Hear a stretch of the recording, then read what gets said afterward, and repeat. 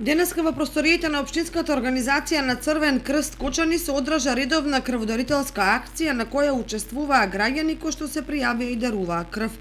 Оваа крводарителска акција се организира секој последен четврток од месецот и е во рамките на програмата за крводарување на Општинската организација на Црвен крст Кочани, истакна Анета Коцева.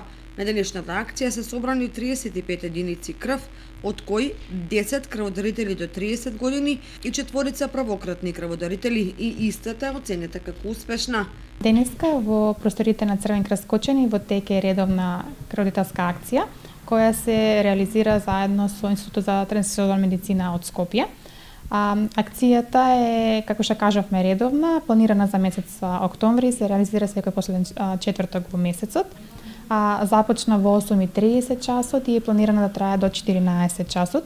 До сега се дарувани 21 единица, така што очекуваме дека акцијата ќе заврши успешно и дека ќе има голем број на крводарители кои ќе даруваат денеска.